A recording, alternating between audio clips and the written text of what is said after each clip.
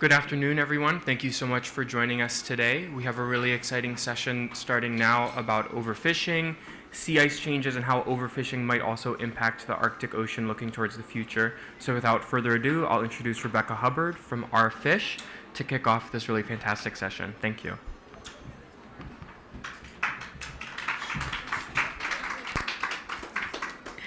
Thank you, everybody. My name is Rebecca Hubbard. I'm the Program Director with Our Fish, and thank you for coming to our event. How can ending overfishing mitigate climate change? Our Fish and Seas at Risk are hosting this event, and thanks to the Cryosphere Pavilion for having us. We have some food here if you'd like to grab some lunch, because this is lunch hour. And we'll first of all, start with a short film on how the ocean regulates the climate and how fisheries are interconnected with that. So without further ado, I will put that film on.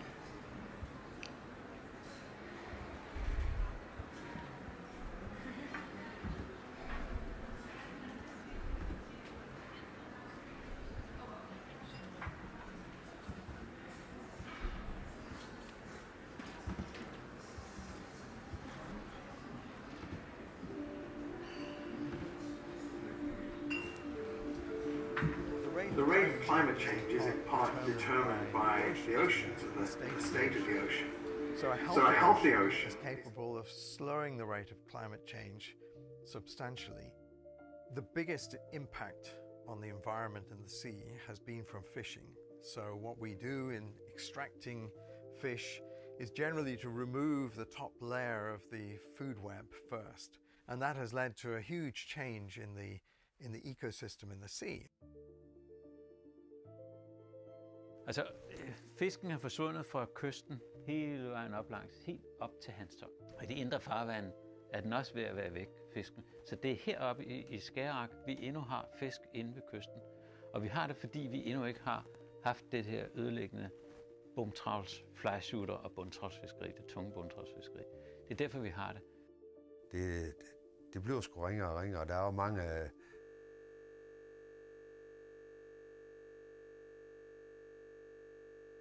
Det er for min hjemmeby.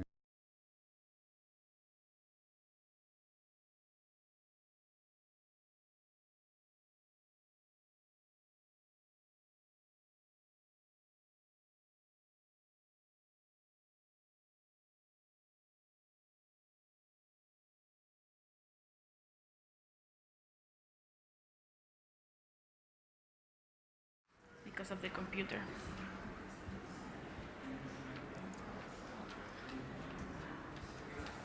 Maybe I'll just start. Okay, maybe the video will crash the system again, so we might just get started with the actual presentations. So as a little bit of context and background for why we're here today and why we're looking at how ending overfishing can mitigate climate change, there's been quite a bit of increasing research into the impact of climate change on fisheries, but what we found to be an interesting idea was to turn that around and say, but what would it look like? What is the impact of increasing and restoring our fish populations, and how could that help mitigate climate change and help contribute something positively to the fight against the climate crisis? A groundbreaking new study from Dr. Rashid Sumaila and Travis Tai at the University of British Columbia shows that ending overfishing is essential in building resilience and can mitigate the impacts of climate change. So today, our panel of experts will be, who covers a variety of fields. We have people from science, from the government, from NGOs, looking at what is the interaction between fish, the ocean, and the climate. And we'll be discussing and exploring the role of fish in the carbon cycle and marine ecosystems, the repercussions for the Arctic, and discuss how fulfilling existing commitments to end overfishing is decisive climate action and that states and countries can deliver right now, this year, even in the EU's case in 2 weeks' time. So today we'll start the presentations with Dr. Rashid Sumaila, and then after 2 presentations we'll move on to a panel discussion with our range of experts. So Dr. Rashid Sumaila is a professor and research chair in interdisciplinary ocean and fisheries economics and director of fisheries in the economics research unit in the Institute for Oceans and Fisheries at the University of British Columbia, Canada. Dr. Sumaila is a multi-award winning fisheries and economics expert and has co-authored this recent paper, Ending Overfishing Can Mitigate the Impacts of Climate Change. I'd like to welcome Dr. Sumaila. Thank you.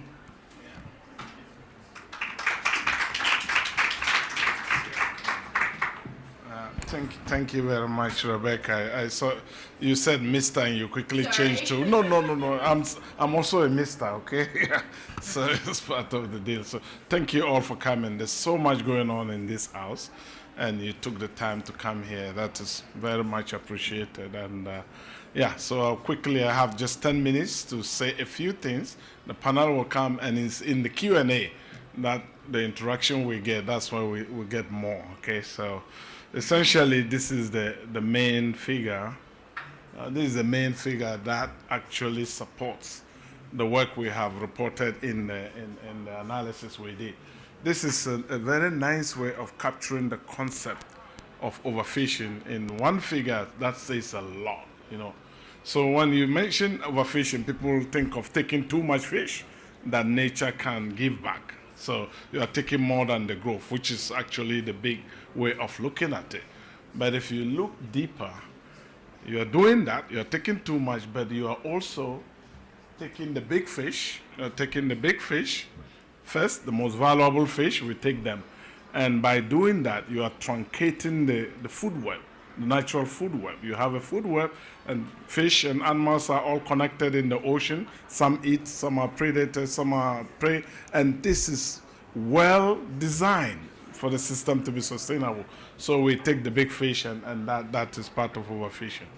Now, the third thing you will see is the habitat. At the bottom here, something is also happening. In the beginning, it's richer, right? You see more habitat. As we fish, the gear we use, bottom trawling and all that, we're also destroying the home of the fish. All these three things come together to make the fish stocks and the marine ecosystem less resilient, right? Once somebody says this, it makes sense. It's like a human being, right? If your home is gone, you are in trouble, huh? Homeless people, you know. Or if you are sick and there's a flu running through your city, you are more likely to be knocked down than somebody who is healthy. The same with fish. People and fish are not that different. So this actually is the main idea behind our paper. But added to that is the issue of how much fishing you are doing has also meanings for the resilience of the system. Because if you are taking too much fish, you end up with less fish in the ocean. That means you have to work harder, you have to go further, you have to go deeper. All that means you are pumping out more CO2 than you would need. And that feeds back into climate change, making things worse. So that's another channel, and it's good to know that. The last channel through which that this happens is what you will be talking about after me. It turns out that when you have more life in the ocean, an ocean full of life is also an ocean that can sequester more carbon. There's evidence coming more and more. You have more large animals going up and down and taking stuff down.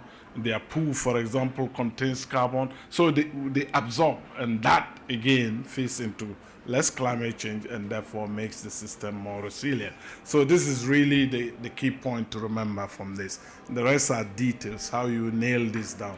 And we'll get more filling up from my colleague here, and then, yeah, we go in. So having said that, we know that climate change is actually doing things to the system. That's what this whole conference is about.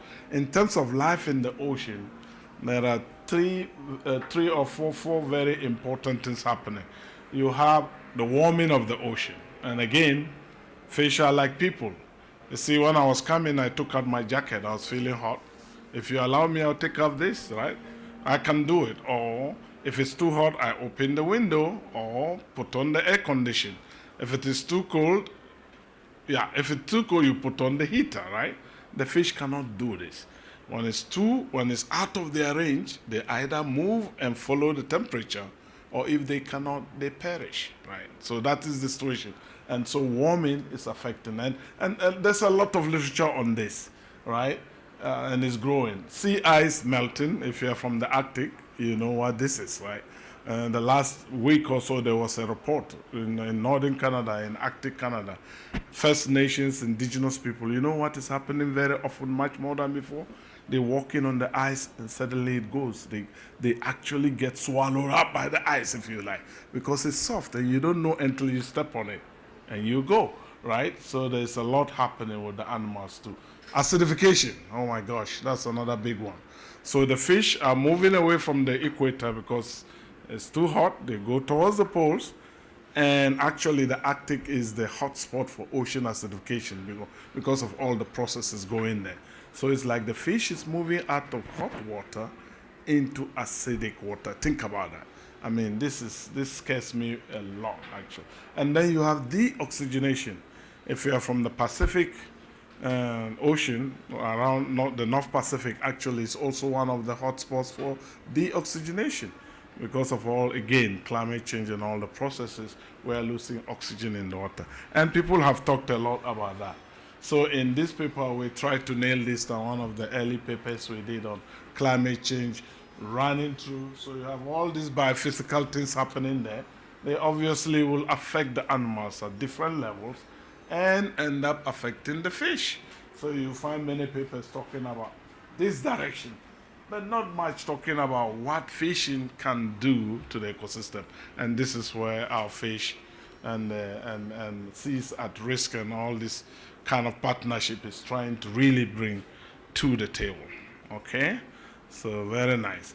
And all this we are doing is actually, I'm an economist, so I love nature, I love the ecosystem, marine ecosystem, but actually what I do is at the end of the day about people. So this is, at the end of the day, it's all about people. The temperature, climate, I don't even know whether the fish cares, right? I can't talk to the fish, right?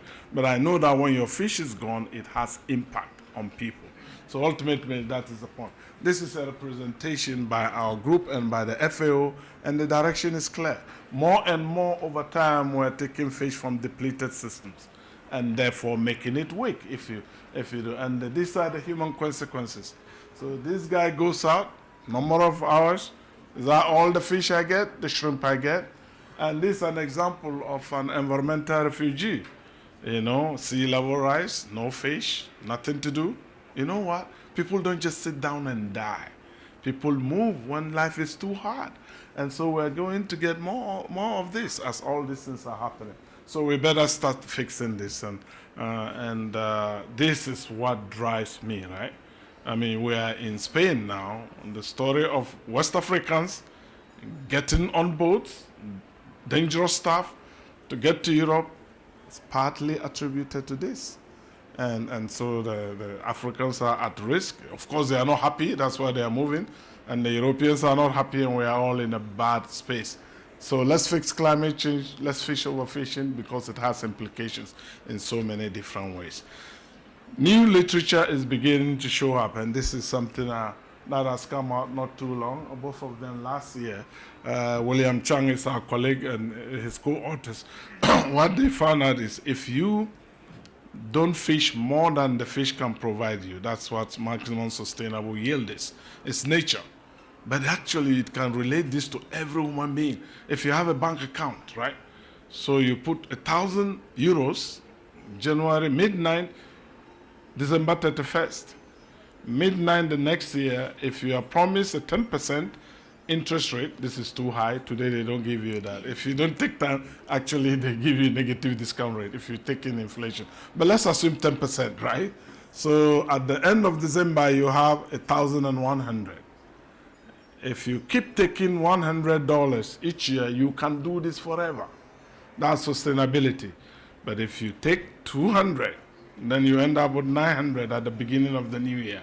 And therefore, you don't get $100, you get 90. If you insist on 200 very soon, you go to the bank and they'll call the police for you. You have no money in the bank. That's what is happening to the fish. And if you if you overdo it, it's trouble. But this paper shows that if you stay within MSY, you are able to reduce the risk of extinction of fish biomass by up to 63%. So sustainable fisheries are good. They are able to withstand climate impacts more. And similarly, this is another one from Steve Gaines, where they look at what good management does, which is actually, again, about overfishing. If you have a solid management system, you don't overfish. And if you don't overfish, you kind of mitigate the impacts of climate change.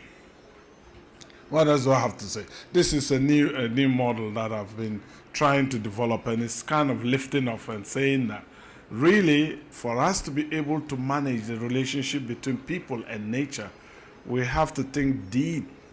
When we put policies in place or take actions, we have to make sure that these actions and policies we put in place lead to positive feedback from people to nature and nature to people. If you put policies that lead to negative feedback, which is what we seem to be doing, it's terrible, because you get into a vicious cycle, and subsidies is one big one, right? Marine protection is another.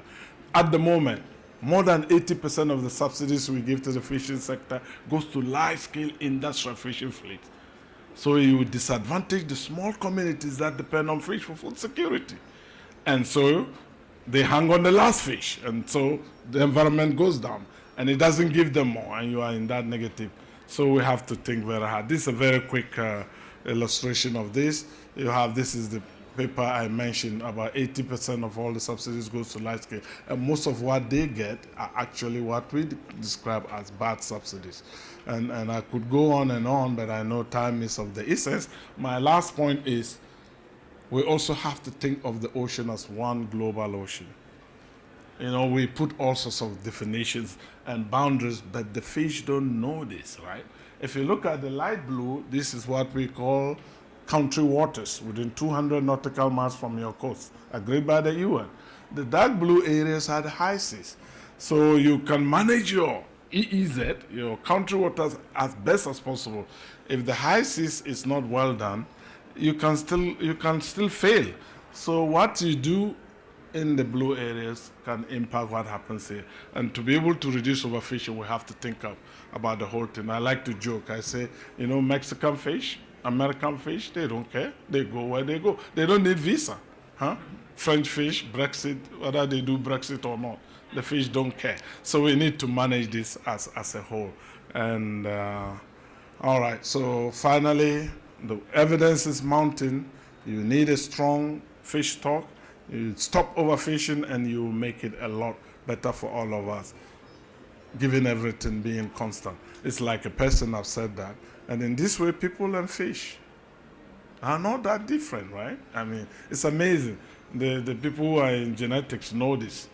Me and whatever, 99% similarities in genes, right? So it's quite close. And we do have support. The global system has already made agreements. We have the IPCC, we have IP-BES, we have all sorts of the sustainable development goals all saying. So our governments have already committed to all the things we are saying. All we need to do is to push them to meet their commitment. And I say thank you very much for your attention.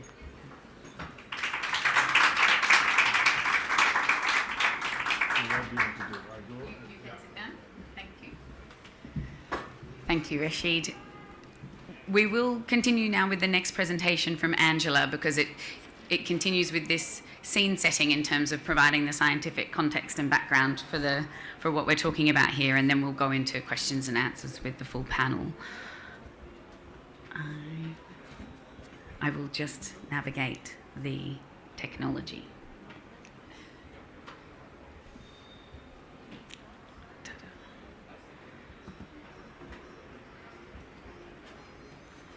And find the thing.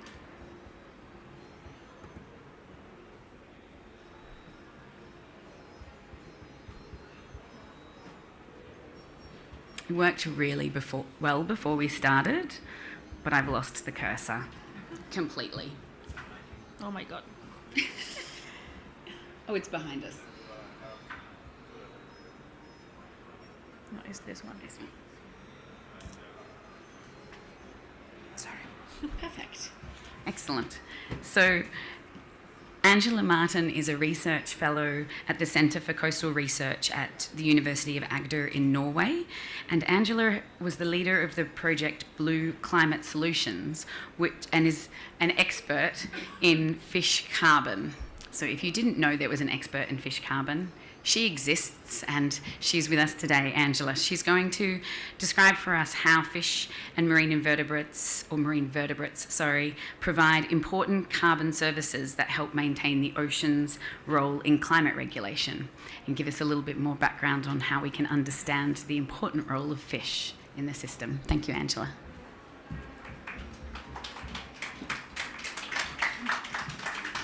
Thank you. That was quite an introduction. So yeah, I'm with the Centre for Coastal Research in Norway at the University of Agder, and I also represent Women for Oceans, which is an organisation working for gender equality in the ocean sector. And before I start with this, I do want to point out that for climate change, we need to reduce emissions and we need to address social injustice and environmental injustice. So just a tip of the hat there to people in Chile who are pushing for social change at the moment. But right now we need to also look at emissions that are already in the atmosphere. So I will talk about the role of fish. So the ocean is a carbon sink, which basically means that it absorbs more carbon from the atmosphere than it releases. And there's two drivers of the ocean carbon sink. One is physical and one is biological. I'm just going to skip through these because it's a bit technical. But the ocean is already included in many NDCs. Looking at coastal ecosystems, we have seagrass and mangroves that are featured in lots of different countries, nationally determined contributions to climate change. But the focus there is on plants, which is fine because they photosynthesize, they stabilize sediments, they can move carbon from the water column into the sediment and store it for thousands of years. But fish also have an integral role in the carbon cycle, in the ocean carbon cycle. So they directly interact with carbon through their life processes and through their behavior, and also they interact indirectly with carbon through trophic interactions, and they provide nutrients for photosynthesis.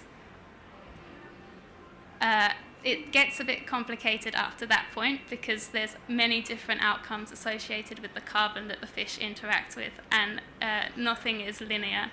So the carbon can be released back to the atmosphere, it can be fixed where nutrients have been provided, it can be cycled, which means basically the fish doesn't really change the carbon. It can be moved upward through the water column or downward through the water column. It can be, if it's moved downward to deeper waters or to sediment, it can be stored, which is I've defined as held for up to 100 years, or it can be sequestered, which is held for over 100 years. And all of these outcomes will depend on the ecosystem, on the behavior of the fish, on the form of the carbon. So yes, it's very complicated. So these were those functional interactions. We've got respiration, teleost carbonate, which is teleost fish, which is most fish. They drink seawater constantly, but they can't cope with a lot of the products in the seawater. So to get rid of those, they metabolize these carbonates and they release those constantly. There's carbon in fish poop, and there's carbon in the fish themselves, and obviously when they die, that carbon has another outcome. And these are those outcomes, the potential outcomes associated with each of the interactions. Again, like I said, it's not linear. There's several outcomes associated with each interaction. And that's the same story for the behavioral interactions too. So fish, the picture depicts mammals as well, but fish also do this. So they migrate across ecosystems between habitats and even within habitats, which is horizontal transfer. And then they can vertically transfer carbon, where they move from surface to depth and depth to surface. And then extrinsic transfer, that's where they interact with the carbon in their environment already. So, for example, fish that build nests with algae, which has a high carbon content. Again, the outcomes are very complicated. We don't know essentially what happens to the carbon associated with each of these interactions, but they are doing something. And then the indirect interactions with carbon, so provision of nutrients, that can enable photosynthesis. So that one's quite an easy thing to say, this is the outcome. and trophic interactions where grazers can maintain coastal habitats, so seagrasses are maintained. We know by grazing by turtles and dugongs, so there's a not fish, but we expect fish probably do something similar in some ecosystems. And then predation, where fish and other animals can predate on the grazers and maintain those carbon fixing interactions by the plants. And also predation of bioturbators, which are things that dig into sediments and can release carbon from sediments. Fish can maintain the populations of those so they don't get too many and release carbon. Again, the carbon outcomes are kind of complicated. There's several associated with the trophic interactions, again depending on the environment, the form of the carbon, and the nutrient pump is a bit more simple. But these outcomes are very hard to estimate. We don't know how much. There's been a few studies where people have looked at carbon associated with a particular species or in a particular habitat or related to a particular interaction, but they're very small, very few and far between. So we don't know. But what we do know is fish do have a role in the carbon cycle, in the ocean carbon cycle, and we do know that the ocean is a carbon sink. So we know we can't just ignore them. And so here I've put the precautionary approach up, which says that just because you don't know enough about something isn't a reason not to act if you see that your action will have a detrimental effect. And this has also been raised in the high-level panel report on ocean solutions, which was released earlier this year. So that report said that populations of vertebrates are an important component of the carbon cycle in ocean ecosystems, and they should be given consideration when we develop policies to secure nature-based carbon function. And beyond this, we've brought the ocean here to the climate meeting, but we also need to bring the climate to ocean meetings. So more than 60% of the ocean is in areas beyond national jurisdiction, and there are continuing discussions about this area of the sea at the UN ongoing over the next couple of years. So we need to make sure that climate is also included in those.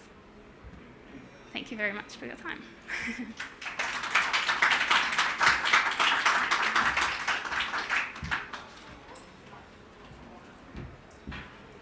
Thank you, Angela. That was extremely enlightening and a little bit overwhelming. But really excellent to see that that there is some research done and obviously more room for more research, but obviously also that the fish do definitely have an important part to play in the biological pump and in the carbon cycle in the ocean. So I'd like now to invite our two speakers, but also the rest of our panel, up for a question and answer session. We have with us Martin Sommerkorn, who is with the WWF Arctic Program and one of the co-authors of the recent IPCC special report on the ocean and cryosphere in a changing climate. Martin, if you'd like to come up, and Dr. Jacob Hagberg, who is a senior scientific officer with the Swedish Ministry of Environment, who can give us a government perspective, and Dr. Monica Verbeek, who is the executive director of Seas at Risk and a long-term marine conservation advocate. Would Angela and Rashid, would you like to also come up? So I'll just start with a couple of questions to our new panelists to get your perspectives on the role of overfishing and fish and climate change and climate action. But I need to give you a microphone.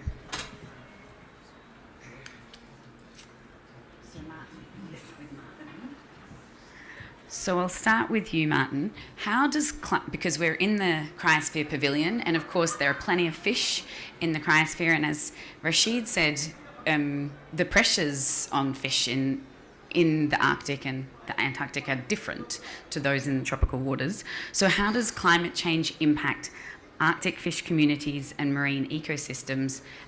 And in terms of what we're looking at here, in terms of climate action, how can we build resilience in those communities and ecosystems? You just have to turn it on. Yeah. Sure. Thanks for the question. Thanks for inviting me. I'm delighted to give you a perspective from a non-fisheries person. So, because that's what I am. I'm an Arctic ecosystem ecologist, and I have been coordinating the Polar Regions chapter of the recent IPCC report. So I'm mostly referring to that actually in my deliberations here. As you know, there are several of the world's largest fisheries are linked to the Arctic Ocean. There is a rich resource of fishes, and it's also richly fished by a number of stakeholders, industrial and also local communities. If you bear with me a second, conjure in your head actually a poleward view of the Arctic Ocean, so not the normal view of looking at the world, but just hover over the North Pole for a while, you will actually see that in the center of that ocean there's a huge lid of sea ice. And that sea ice has been under real critical pressure over the last 50 years. We have lost huge amounts of the area of that extent of that sea ice. We have lost almost all of the multi-year sea ice of that. So the current Arctic sea ice system is almost composed fully of annual ice, which drifts around. And obviously, for anybody who knows a little bit about oceanography, that lid, that Arctic sea ice lid on the ocean determines a lot of the oceanography, but it also determines a lot about how the ocean actually works ecologically. And on top of that, in the middle of that Arctic Ocean, there is a deep basin, and the whole and surrounding most of the Arctic is actually our extensive shelf. And it's actually mostly these shelf seas that are contributing to fisheries. And it's also mostly these shelf seas where the ice has been for the last centuries actually retreating from during summer months and coming back. So that's important to have in mind when we talk about these changes, because they are not happening in a general Arctic view, especially only over those areas that are important for fisheries. So let me do this a little further. So we have seen about 13, you have to correct your slide, 13% per decade loss of sea ice over the recent decades, which is actually hugely substantial in the month of September. So summer sea ice has declined by 13% per decade over the last 40 years. And it is still there in winter, but it has actually receded in all months of the year. And that affects a lot of the primary productivity, and we have seen that in the observations, and also the secondary productivity. Starting with the plankton side of things, it has changed the composition of zooplankton towards smaller communities with smaller biodiversity. It has, however, in the recent past also overall led to some instances of increased primary productivity, and that is regionally different. And over some of the shelf seas where the ice has actually receded, we have seen increased primary productivity, for example, over increased amounts of plankton blooms. So it's a very complex picture as we see it, and to just look at one sector that is a critical sector for the geographical sector for the warming Arctic Ocean, it is that the Barents Sea has warmed the most of all these regional seas of the Arctic. And there we have actually seen what we call a borealization of fish communities already ongoing. It was detected looking at a comparison between, for example, 2004 and 2012 fish communities. We have seen a huge borealization. So the typical Arctic fish communities have been pressed to the north, whereas the boreal ones expand. And because, let's put it this way, this is a well-managed fishery. We can debate that, what that means, well-managed fishery. There actually has not been a catastrophic collapse there, but yields have been sustained. But one has to have in mind that the Arctic fish communities, which are actually not fisheries, have been pushed north, and there is a distinct edge to their expansion northwards because there's a shelf break coming. Then I'll stop soon, I guess. There's a lot to say. Looking forward, and we can go into details and question what that means, what has it meant, for example, in the Bering Sea and Strait. But looking forward, the picture is actually quite bleak, in a way. And in some ways, it seems to be not that bleak, and I will elaborate on this. It is bleak when you look at what is forecast in terms of physical oceanography for the Arctic Ocean. Under high emission scenarios, we will actually see year-round corrosive conditions for shell-building organisms everywhere in the Arctic by the end of this century. Under emission scenarios that are congruent with the Paris Agreement, we will see much less of that area having these conditions year-round. We will also see, coming back to the sea ice, we will also see under a 1.5 degree scenario about a sea ice-free Arctic summer at the end of the century occurring around once in a century, whereas under even 2 degrees, it's going to be about every 3rd to 10th year. And under higher emission scenarios, I'm afraid we won't see any Arctic summer ice any longer in the second half of this century. So this will, in effect, in all theory, make the Arctic Ocean more productive. But I don't think actually personally that is how it's going to pan out, for example, due to the reasons of ocean acidification, but also because everybody who knows something about ecosystems knows that these transitions are not going to be smooth. They're going to come towards us in terms of disturbances, and some of these disturbances we have seen recently are coming to us towards the loss of sea ice. So, for example, there has been something that I would not with my IPCC hat on, almost term ecosystem collapse this year in the Bering Sea, where we have seen massive die-offs of birds, massive die-offs of seals, and these were linked to sea ice in the first interpretations because a vector, a virus, could actually go that far north because the sea ice conditions over the last 3-4 years, well, there has been basically no sea ice in the Bering Sea. So these are the kind of disturbances. On top of that, the Arctic and the tropics are the 2 regions of this planet that will see the most of the intensity and frequency increase of marine heat waves.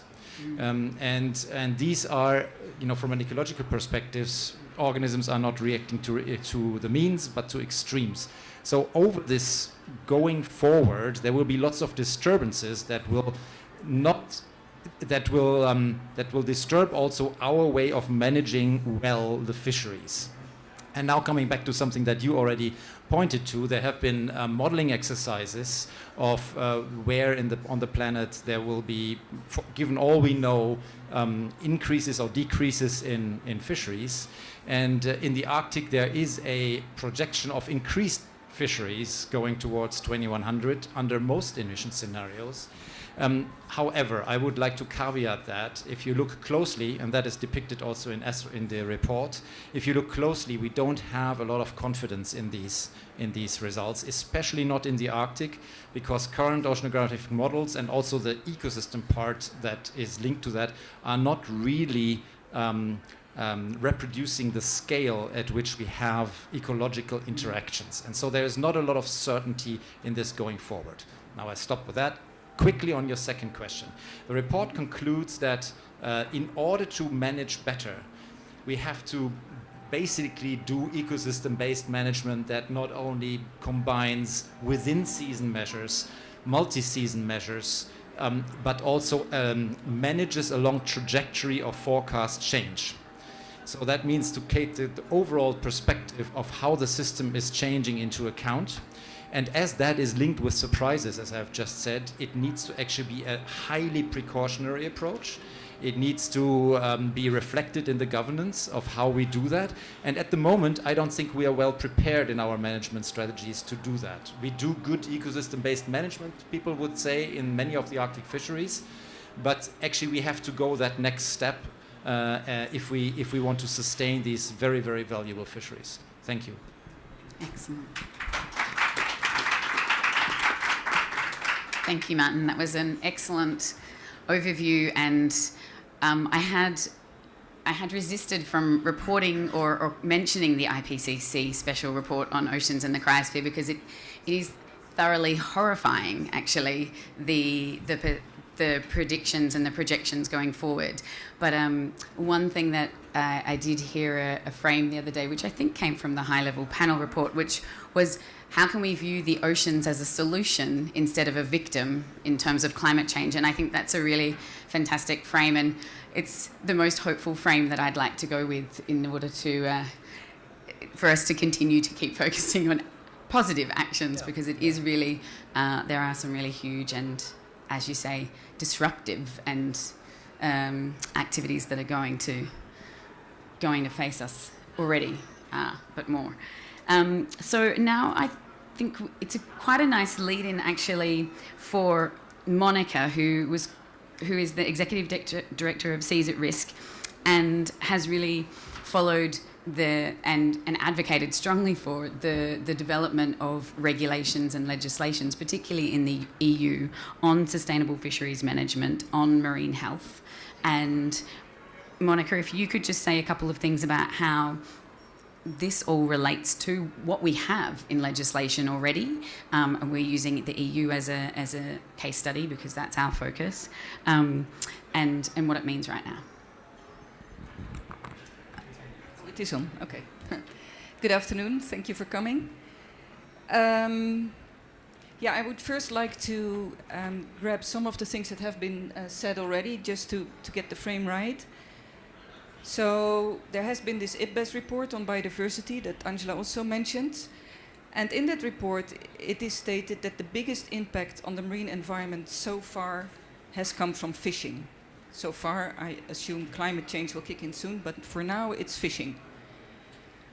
And we have learned that fish are very important in the carbon cycle, and that overfishing will undermine the resilience of the ocean.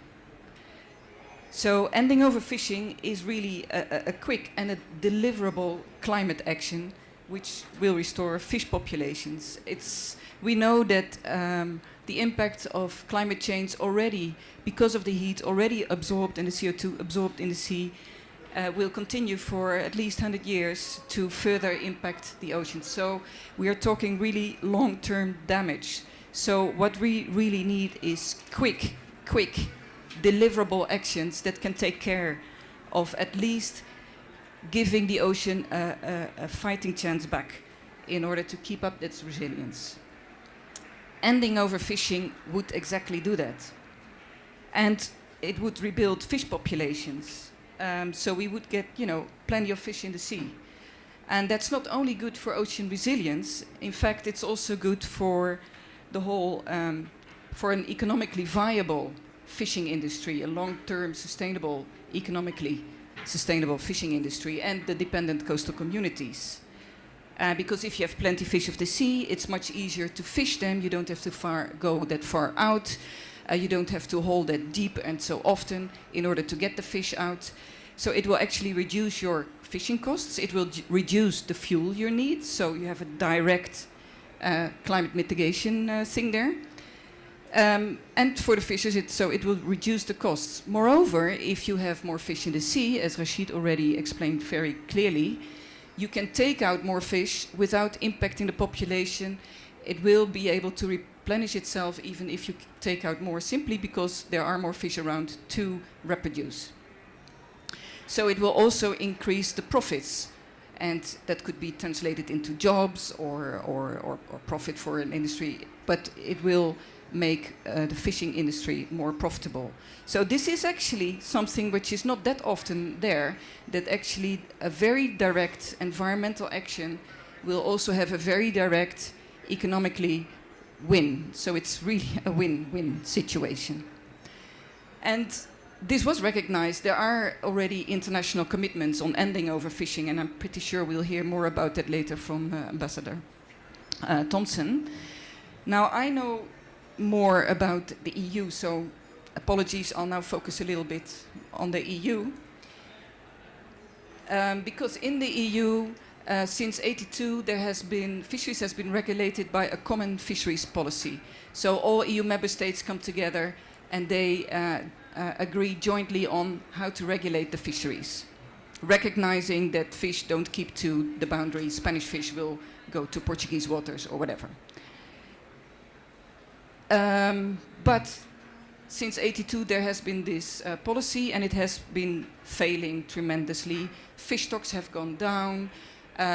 Fishers had to leave the business because they went bust. It has been a very negative spiral. So in 2000, around 2013, EU member states decided, okay, we're going to overhaul this policy, we're going to make it much better. And they did. And they came together, and in 2013 they all signed up to a fisheries law that has very high as one of the first principles, okay, we agree to end overfishing by 2015. And for the very latest, for some fish stocks where this might be a bit difficult, 2020. So in 2020, no overfishing will occur in European waters or by European vessels. And we all signed up to it. We are now in 2019. In the Northeast Atlantic, fish stocks are about 41% of the fish stocks are being overfished, 41%.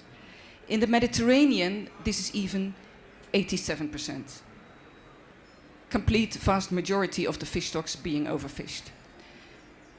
So how do they get to the decisions, and how do they get to these decisions that are clearly not in line with what they had all signed up to? EU fisheries ministers come together every year towards the end of the year, sit down in a room, nobody knows what they're doing there, but they come out and they show, okay, we've decided this is the fishing limits for next year, for this fish stock, for this fish stock, for this fish stock. And every year they come out there with a law pending, looming there, a deadline to end overfishing, and still they come out there, okay, we're going to overfish this stock, and we're going to overfish this stock. It's not because of lack of science. They do have scientific advice that tells them exactly, this is the maximum amount of fish you can take out of the sea sustainably. And they do this every year in different instances. For example, this very week, the EU is negotiating with Norway because there's fish stocks where they are both fishing on, and they are going to agree now, or have just agreed today, I'm not quite sure, how much fish they will be taking out of the sea. Odds are that they will decide again to continue overfishing. And in 10 days, the EU fishing ministers will come together in Brussels, and they are going to negotiate the fishing limits for 2020 for all the fish stocks in the Northeast Atlantic. And indications are that, again, they will continue overfishing. So continuing overfishing is not only bad for the marine environment, it is not only bad for socio-economic aspects of the industry. I mean, in the short term they might gain something, but in the longer term they lose their fish stocks, they lose their income, fishing industry. It's also, what was I saying, environmentally, economically, and then, of course, for climate and ocean resilience, it doesn't make sense at all. We have now a new law where everybody underwrote, but it's obvious the political will is not there. So why is there not political will when there's an obvious, all these reasons to stop overfishing? Basically, fisheries ministers see fish as the resource for the industry and food. They do not see, they do not realize that it's also a very important part of the marine ecosystems and very important for ocean resilience. So we have fisheries ministers with a direct interest in fish, inviting representatives of the fishing industry into their meetings.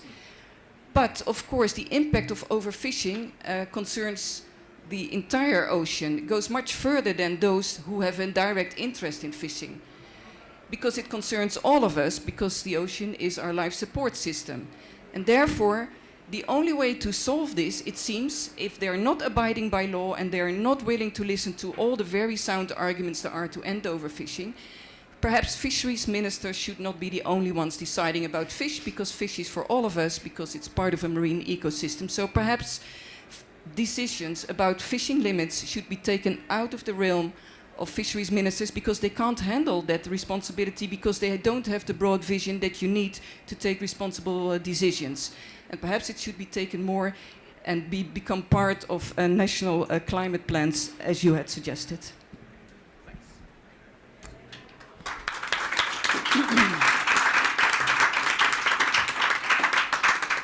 Excellent. Thank you, Monica, very much for that observation. I think now we have the perfect follow-on from you. Jacob is going to be is representing the Swedish government and the Swedish ministry, but I think and what I think would be very interesting to hear from you, Jacob, is, of course, you don't need to comment on your fisheries minister's decisions, but it would be really interesting to hear from you exactly, is Sweden, are other governments looking at sustainable fisheries management, at ending overfishing as an action that will contribute to a climate action plan? Have they started doing it? What is stopping them from doing it, or what are the next steps to get governments more understanding and engaged in this particular frame? Thank you. Well, let me first say that personally I'm totally convinced that sustainable fisheries management would improve ocean resilience. There's no question about that. And Sweden is a strong supporter of the MSY approach and so on, of course. But of course we are part of a management system within EU and also with our neighbor countries. So we're never going to be better than our management system and how that works.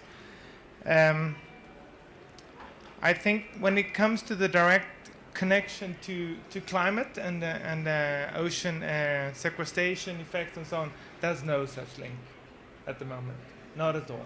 It's not part of the discussions at all yet. Yeah. But I think the way the blue COP is set up and so on, it's moving that direction, but we're definitely not there yet.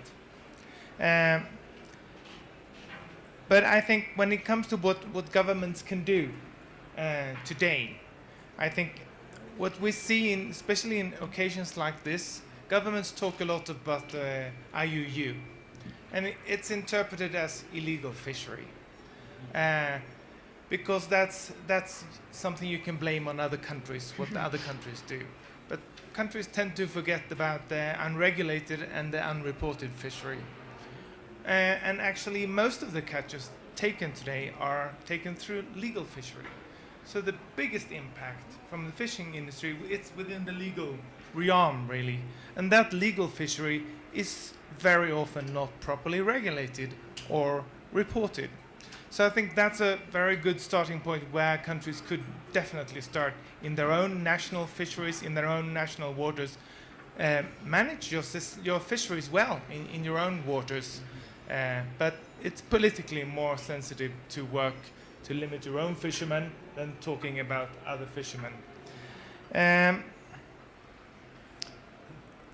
I totally agree with your point on the EU fishery. We've set a law that actually made it illegal to have unsustainable fisheries. We set MSY as a legal requirement for a fishery, which was great, but we're not going to be able to handle it. I think part of the curse in fisheries, because it seemed to be super difficult everywhere, and I think part of the curse is all the science which is around it, because it makes you get the impression that it's a very exact science. It's something where you can negotiate 100 tons here to 50 tons there, while the estimates of fish stocks and the possible catches have huge confidence intervals around those figures. And I think, as you said, that there is a need for a much more precautionary approach around those. And countries tend to think that if we don't optimize fishery today, we will lose something, instead of understanding that what we don't fish today is still there next year to be fished then if we did something wrong this year.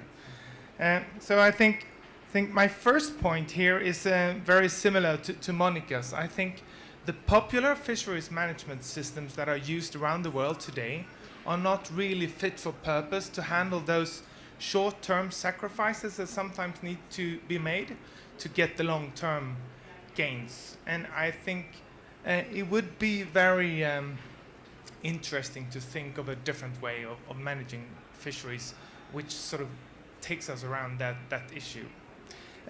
My second point I would like to make is that in our waters around Sweden, we see more and more evidence that some of the ecosystem changes we see in our waters are actually due to that we have changed the species composition in the sea, rather than eutrophication and too much nutrients and so on.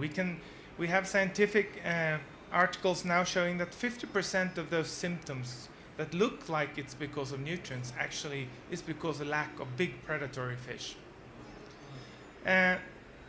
So that also tells us that fisheries, if handled properly, could probably help us to improve the state of our ecosystem, as has been presented previously here. And I think this means that fisheries management should not only make sure that every stock is healthy. Fisheries managers actually have to also think about what is the species composition, because it matters whether it's lots of predators or lots of small pelagic fish. And I think especially with the future climate change, that is something that we would need to take into account, but we're not at all there today. Thank you. Great. Thank you. Thanks, Jacob. So we now have some time for questions, if anybody has any questions of the speakers. Yes. Do we have...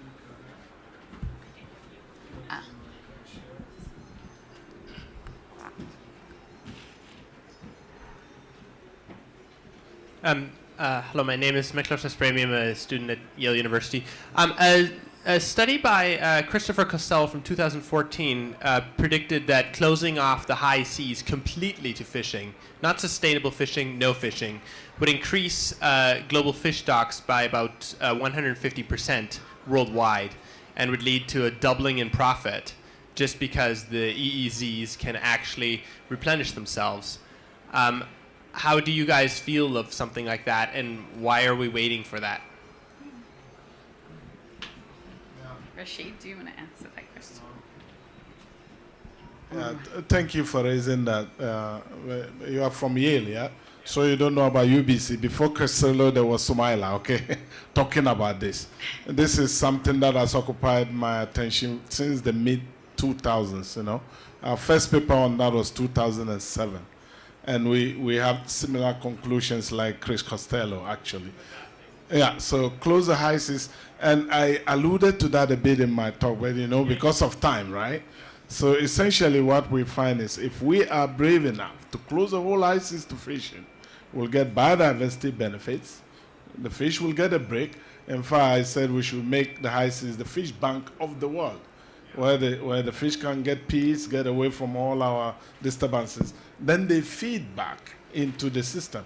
So there will be biodiversity benefit and economic ones, because then you don't have to travel far and deep. And climate ones, you don't have to pump out too much CO2.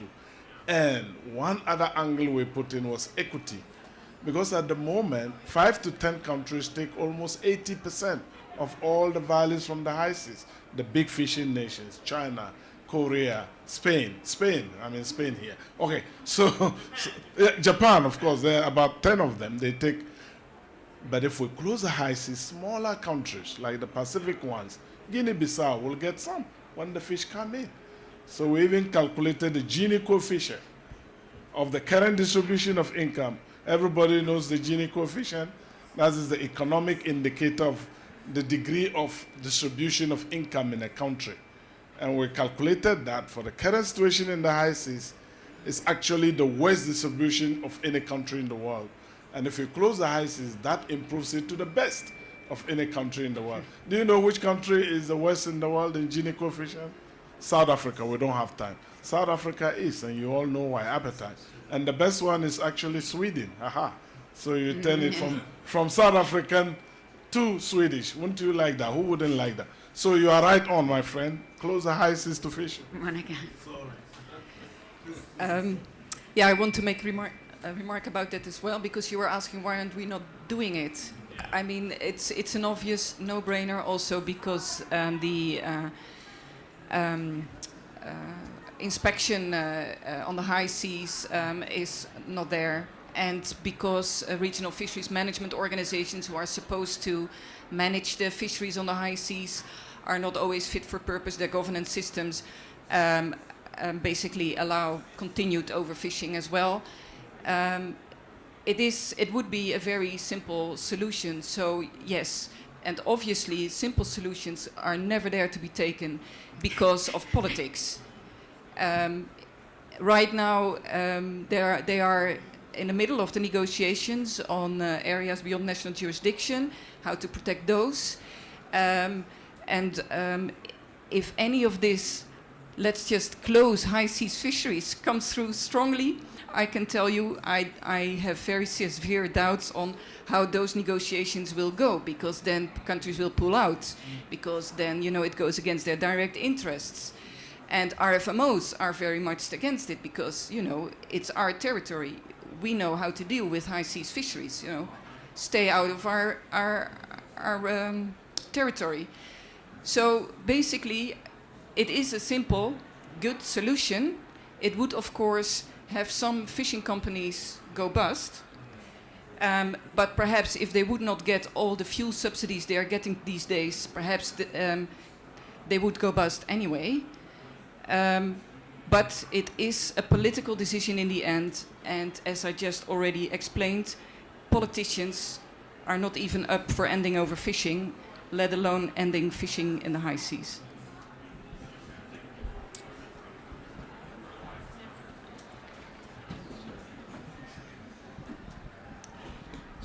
Yeah, thank you very much for this. Maybe I stand up so you can see me. Thank you very much for these comments and answers. So I think maybe I missed it. There's the SDG 14, one of it that matures next year. So if BBNJ could do it, the instrument, it could declare closure on the whole high seas for fisheries, but we also have the SDG 14 maturing next year to end fishery subsidies, and so this is another instrument, and this matures next year, and WTO has to take this decision. And this must be done not only for the ocean, but it is a clear signal for all the SDGs. If the ocean SDGs that mature next years are not met, this is a signal to all other SDGs. So this is really necessary. This is unacceptable if this is not met. So we must focus on BBNJ. This is important, but also on the WTO. So we have a couple of events next year that mature. So, yeah, this is one point. And now my question to Angela. Okay, thank you.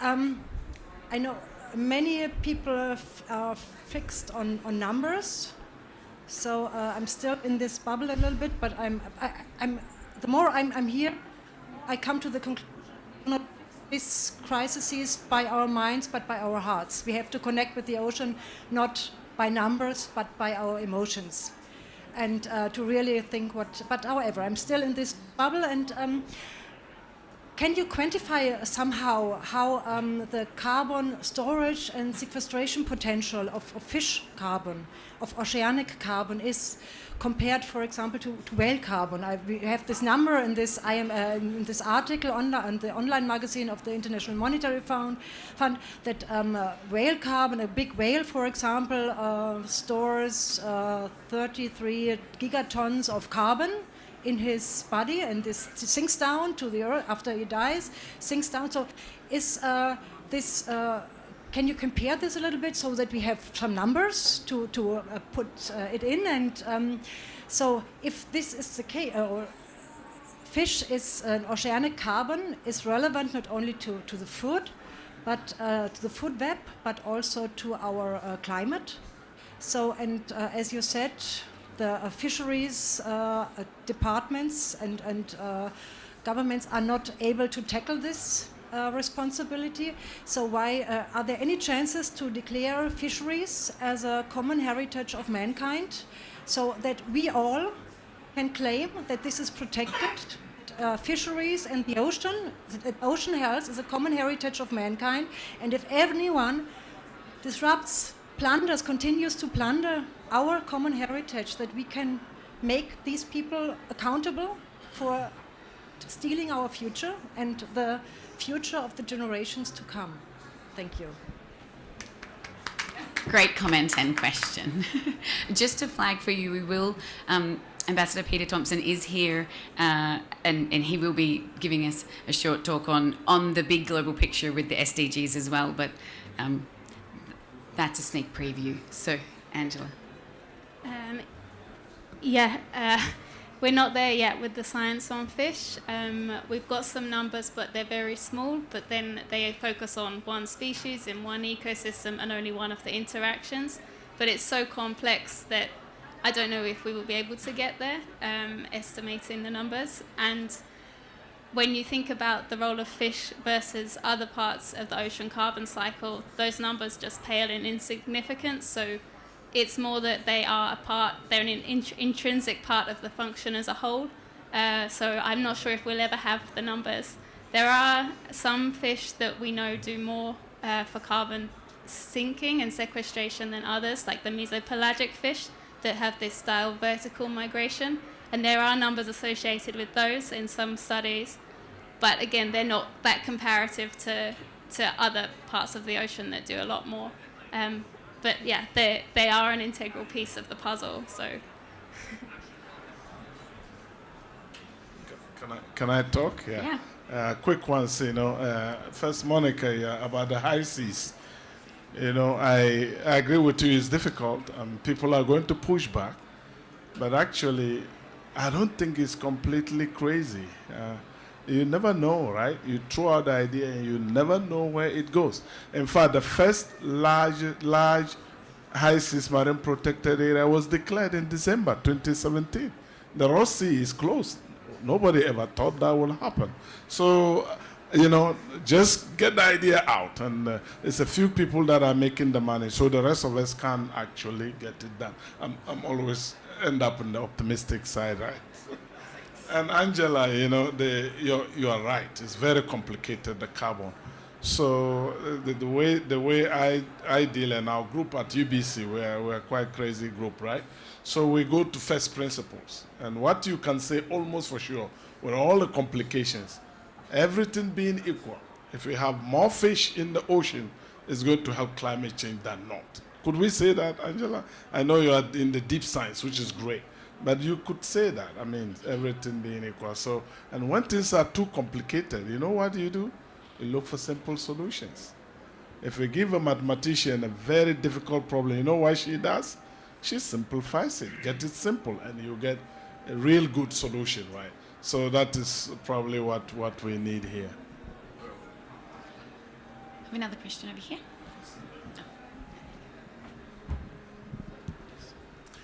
Hello, I'm Matthew Costa. I'm a postdoc at Scripps Institution of Oceanography, and I have two questions. One a specific science question, and one sort of a broader question. So I'm one of those. I study those coastal plants you talked about in blue carbon ecosystems. So I'm very interested in the efficiency of burial of organic matter in sediment. And when I was in this talk, I thought, what do you guys think about the role of trawling in disrupting benthic ecosystems and what that affecting their net heterotrophic or not status, and also breaking up sediment organic matter and exposing it to being released back into the ocean for respiration. So that's a very specific question. More broadly, we're here at this international meeting. How can we approach linking global policy ideas to local action, especially in the context of small-scale fisheries? Thank you. Angela, would you like to respond to the first question? So the first question, I think it's an important question. I had this same thought when people were discussing deep sea mining, because obviously a lot of carbon has accumulated in the deep seas over a long, long time.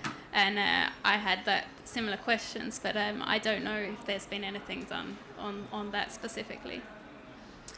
Rashid, this is something that is touched on in your working paper, but it is an issue that we have discussed in looking at this science. I mean, basically, ending overfishing as climate action is a relatively new concept. I mean, it's something that we looked at and went, oh, nobody's really talking about this. They're talking about how climate change impacts fisheries, but not how fisheries impact climate change. So we have identified a number of areas in terms of the quantification of how much carbon does a fish take, or the impact of destructive fishing practices if they have a higher carbon impact, for example. But Rashid, you want to touch on that as well? Yeah. Okay. So we are planning to do some deep studies here, and I just got the Frontiers in Marine Science to create a research topic on this issue. And our hope is that in the next 1.5 years, we'll publish about 10 papers on this. Angela, you're on board. I didn't tell you, right? So we put the team and look at this more deeply. But you know what? Actually, we double into this. And when I say we, Alex Rogers of Oxford University, then he was at Oxford. One summer I visited him, and we actually looked at the carbon value, the sequestration value of big animals taking carbon down in the high seas, and we compared it to the value of the fish we catch in the high seas. It's in the report we did for the Global Ocean Commission, actually. And you know what we found? Alex and his team, they did the quantification, very rough, I have to give that up, but they did something. And I put in the economic value. What we found was that the value of the carbon was 10 times the value of the fish we catch from the high seas and eat. So there you go. So there is some evidence at least, but yeah. How about the global question? There is another question just over here. This is Silke Bölz from the YMCA, and thank you for the interesting presentation. But when I try to explain to people that we should end overfishing and that we should have healthy fish stocks that will be resilient and healthy to face climate change, then they tell me, oh, climate change will come anyway, and that fishing is just a minor impact, and that there's no use of stopping it because then climate change will come and change everything anyway again. So how can I explain to them that there's still some reason in not doing overfishing? And I think the essential question is, in which magnitudes are we playing? Is the shift from overfishing to sustainable fishing, can this shift overcompensate the effects of climate change, like with the migrating species and changing ecosystems? So what can I answer to them? Excellent. I think we have a couple of people here on the panel who'd like to respond to that. And I'd like to interject because I've got the microphone.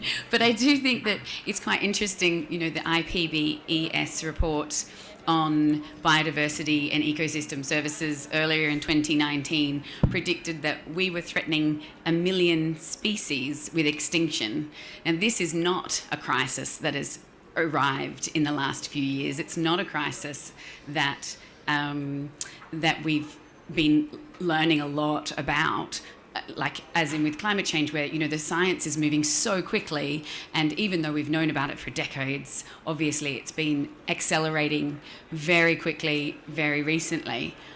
The biodiversity crisis we've known about for decades, and overfishing and fishing, as Monica pointed out, is the biggest threat to the ocean that we have. So I guess for many people that I work with, scientists, campaigners, governments, the biodiversity crisis is as big as the climate crisis, because the biodiversity and the ecosystem services that provide us with the air we breathe, the water, etc., it is very, very important and integral and cannot be disconnected almost from the climate. But that's my interjection. Now I'll hand to the panel. Can I go? Yeah. So this is a real question, and some of my economics friends actually argue the same thing. They will tell you, because climate change is coming, take out all the fish and put the money in the bank. And I've heard it again and again. But I think it's quite crazy if you think that way. You know, I take you to West Africa. You know, I have a little saying in West Africa. We say, because I'm going to die, I shouldn't sleep. You know, you get it. So essentially, it's capturing this idea that you have to keep doing your best, no matter what you are facing, because you really don't know, right? So, and people ask me, and I'm sure Peter and all of you, journalists, are you optimistic? I say, what option do I have? I mean, you mean I'll just stay in bed and I can't do anything? No. For two reasons. My forebearers will just kill me. I mean, can you imagine all those who fought all this to get all of us in this room now? Men, women, black, white, yellow, green, you know. I mean, this is what we are working at. And I added it by saying, can you imagine what Nelson Mandela will think in his grave if I, Rashid, I sit here and say I'm pessimistic in that cell room? So we don't have option to that. Tell them to go jump into the ocean when they tell you that. We need to do our best no matter the obstacles we face. All right? Yeah. Somebody wants to add? Yeah. Oh, okay. So, coming from the perspective again of the recent IPCC reports, I would say that you can throw that answer right back to them and actually remind them that the primary response option that people have to limit the risks from climate change are actually to fall back on the ecosystem services and on ecosystem-based approaches. So a functioning ecosystem will be the basis, the best basis for adapting to climate change in many, many places along many, many coastlines for many, many people. And so in order to keep these systems producing something, they will produce something also under climate change. We should carefully and proactively manage. That's the message that these reports end on.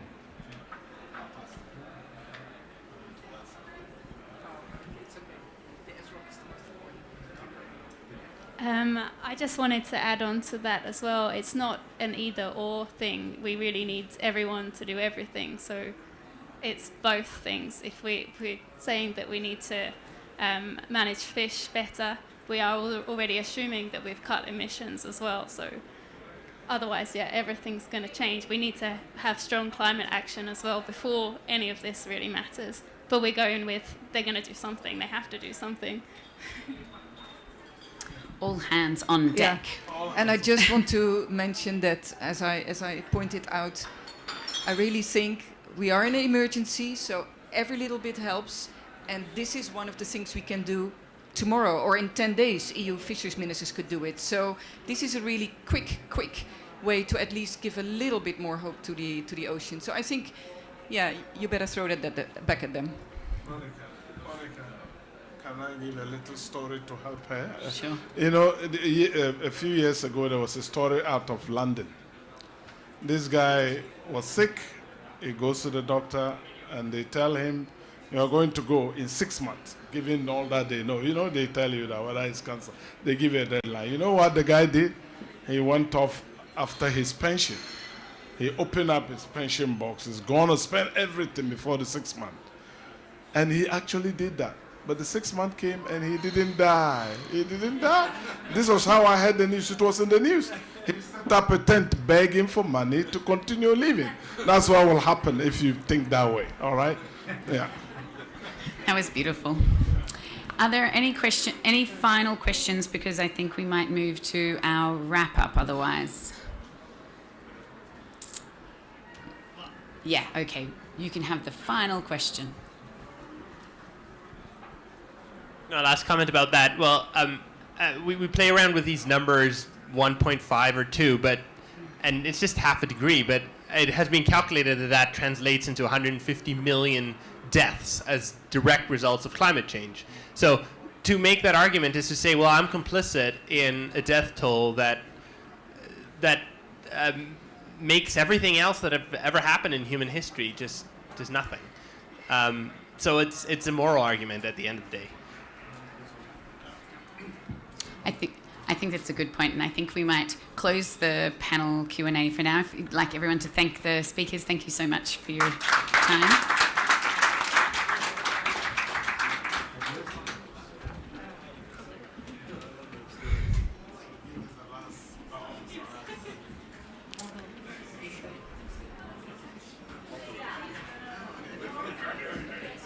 So to finish off from that very interesting conversation and discussion, thank you everyone for your contributions. I'd like to bring it back to the big picture. So someone mentioned the UN Sustainable Development Goals. And today we're very honoured to have the Ambassador Peter Thompson, who is the UN Special Envoy for the Ocean.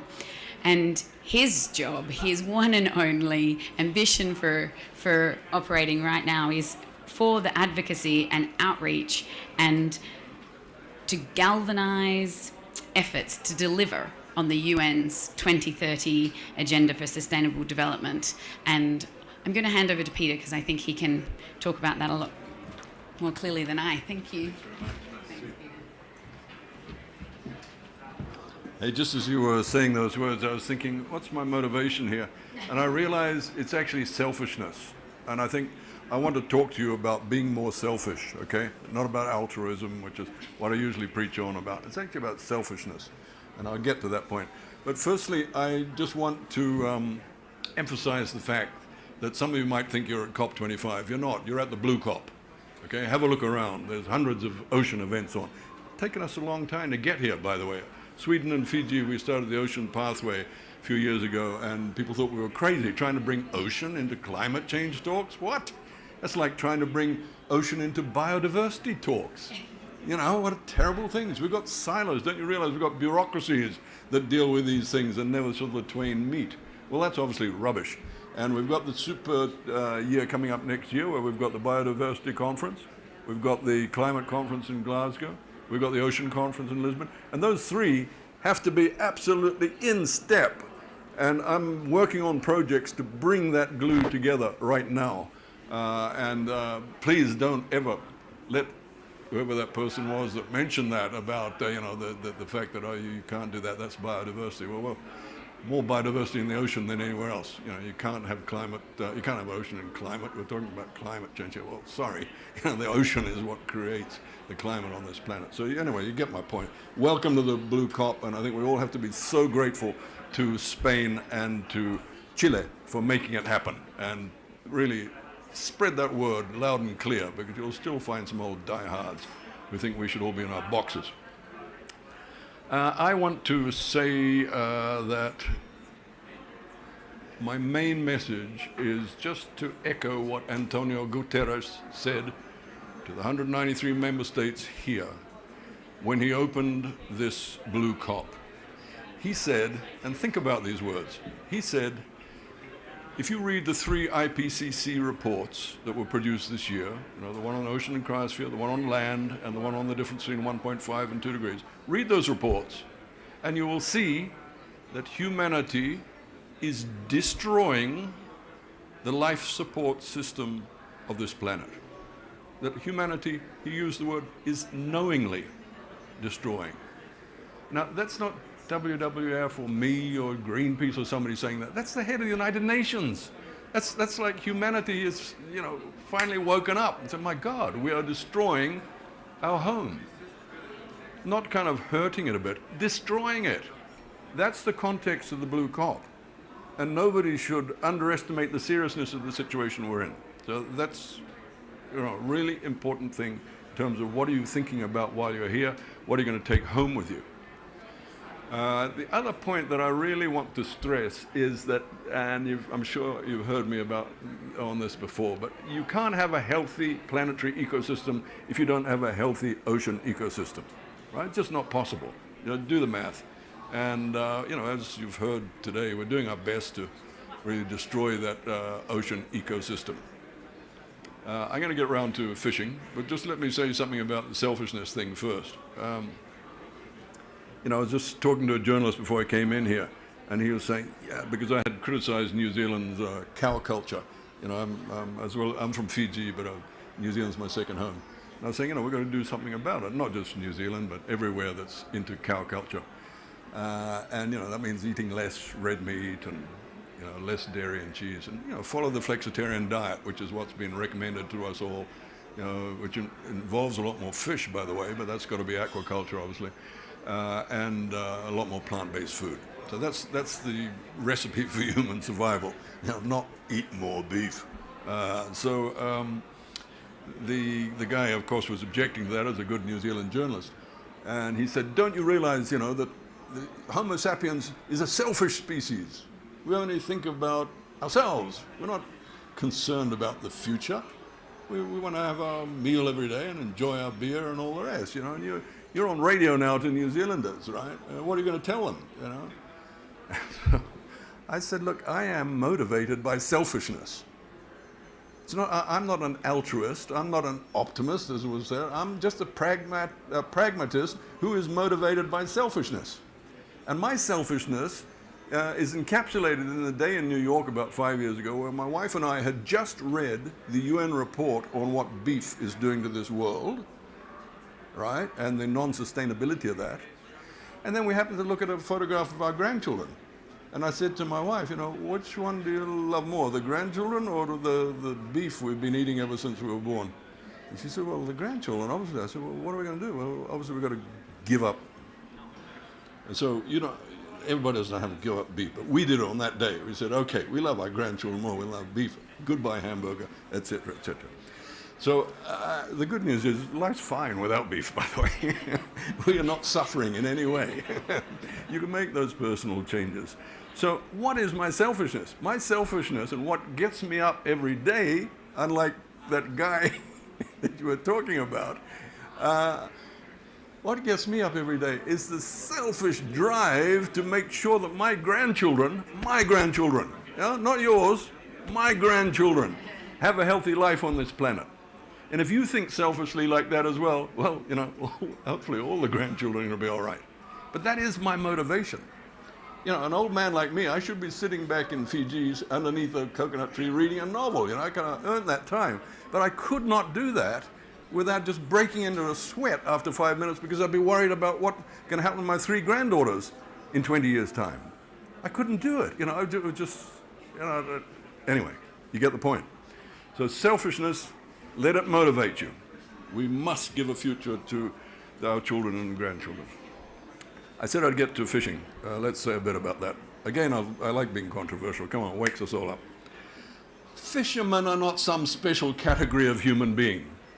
If fishermen carry out crimes, they need to be punished. The way that people on land, if they carry out crimes, need to be punished. There is 1 fish in 5 in this planet which is stolen.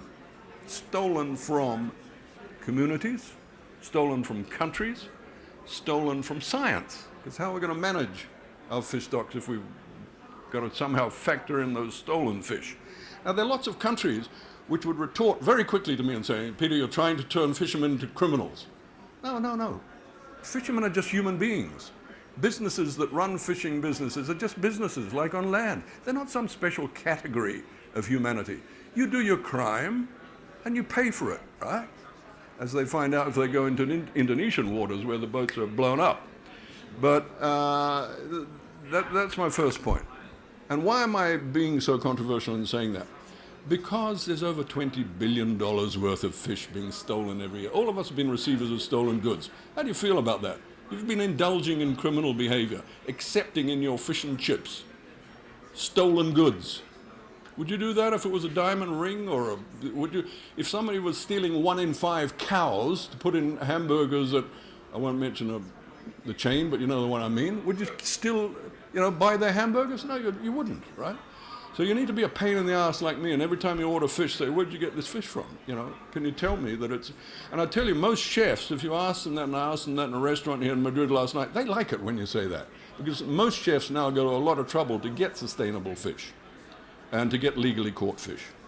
So that's one point. The second point I want to say, and it was touched on before, is about subsidies. That overcapacity that we so often hear about, where we are sending out industrial fleets to chase diminishing stocks of fish, right? 33% of the world's fish stocks are overfished. Only can be done because of the subsidies that governments are giving. Public monies, which our governments, our elected politicians, are giving to industrial fleets to go out and strip the ocean of diminishing stocks of fish. Where is the sense in that? There isn't any.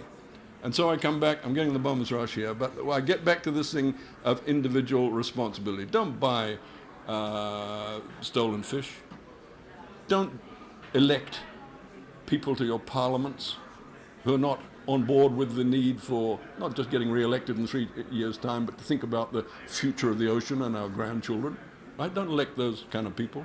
So you've got an individual responsibility to do that if you care about the ocean's health. And the last word I would say is we have got a plan, which is the Paris Climate Agreement and the SDGs, and you heard about SDG 14, and 4 of its targets mature next year and will be addressed in Lisbon when we all get together there at the UN Ocean Conference. Stick to the plan, implement it with integrity, and we will be okay. Thank you.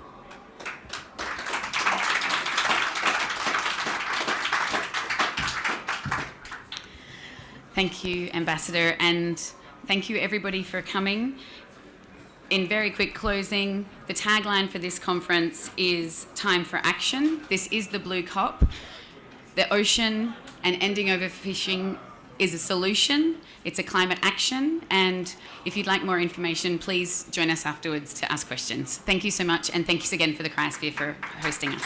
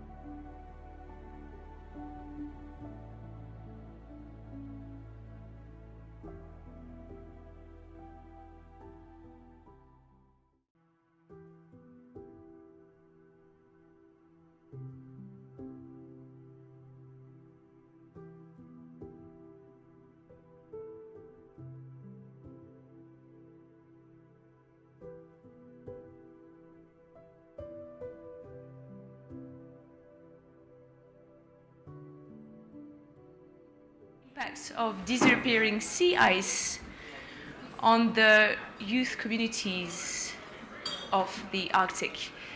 So, without further ado, let's welcome Darcy.